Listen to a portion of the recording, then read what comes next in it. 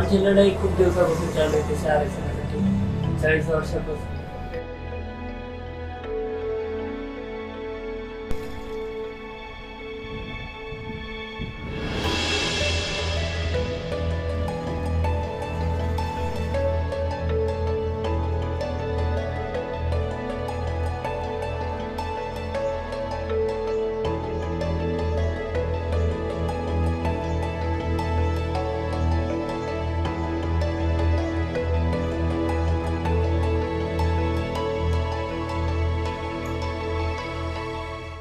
सरकारने राहिलेल्या 2-4 दिवसामध्ये आरक्षण देऊन टाकावं, कारण समाज खूप दिवसापासून आरक्षण घेण्यासाठी लढत आहे आणि ही लढाई आता अंतिम टप्प्यात आली असल्यामुळं सरकारने त्यांना दिलेली मुदत विचारात घेऊन लवकरात लवकर आरक्षण द्यावे. सरकार कालच्या अधिवेशनात बोलल्यानुसार सकारात्मक दिसलं आहे, पण पूर्णपणे सकारात्मक होऊन लवकरात लवकर आरक्षण द्यावं ही सरकारकडे मागणी राहील. याच्या अधिवेशनाची गरज नाही, कारण सरकारला आता राहिलेले काही दिवसात आरक्षण देणं गरजेचं आहे आणि अधिवेशन पार फेब्रुवारी महिन्यामध्ये असल्यामुळे इतक्या दिवस आम्ही काय करायचं ते सरकारने आम्हाला सांगायला पाहिजे. आचारसंहितेचं काय होईल ते माहीत नाही आणि 23 तारखेला त्यांना कळेल की 24 तारखेच्या नंतर मराठा समाजाची काय भूमिका असेल.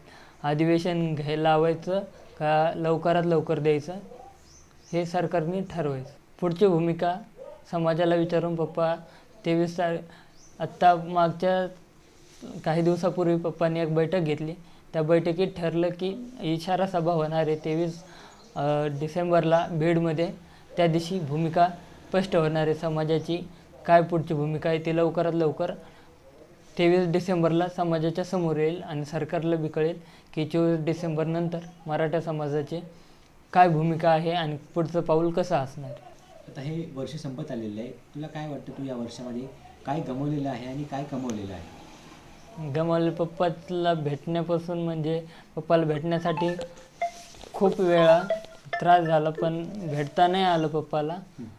तेवढं थोडं दुःख वाटतंय, बाकी काही नाही.